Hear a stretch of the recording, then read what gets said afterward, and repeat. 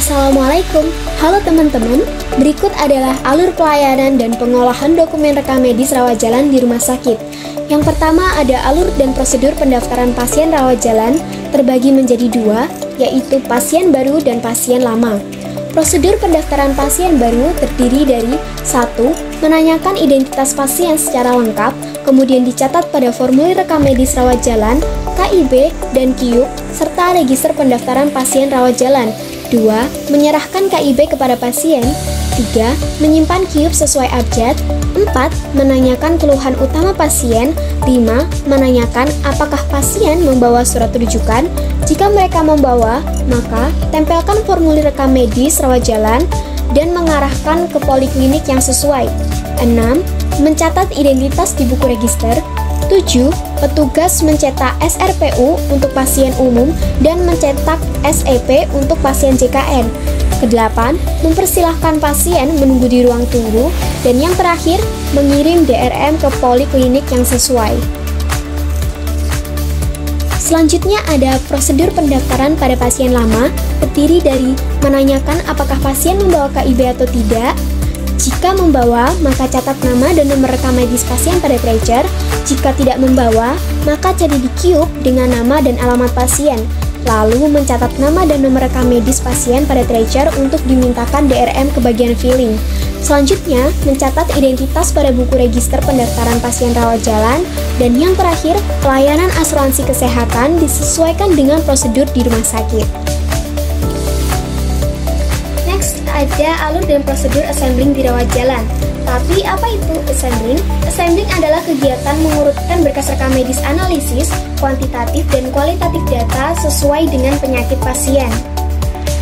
Alur dan prosedur assembling sendiri terdiri dari 1. Terima dokumen rekam medis dan sensus harian dari petugas poliklinik setiap akhir pelayanan. 2. Cek assembling pada formulir poliklinik dan sensus harian sesuai dengan kliniknya. 3. Serahkan dokumen rekam medis ke bagian coding. 4. Jika terdapat dokumen rekam medis yang belum dikembalikan, maka petugas pengolahan diharuskan konfirmasi ke petugas poliklinik. 5. Dokumen rekam medis yang sudah dikoding diserahkan ke petugas filling.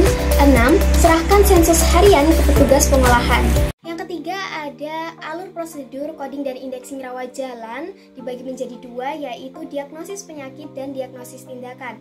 Diagnosis penyakit sendiri terdiri dari menerima dokumen rekam medis rawat jalan dari bagian assembling, lalu menggunakan ICD-10 volume 3 dan 1 untuk memastikan kebenaran, serta menuliskan kode pada lembar rekam medis 1, kartu kendali, dan dokumen rekam medis rawat jalan. Sedangkan diagnosis tindakan yaitu penggunaan ICD-9-CM dan penulisan nomor kode ke dalam kolom kode tindakan pada lembar ringkasan masuk keluar.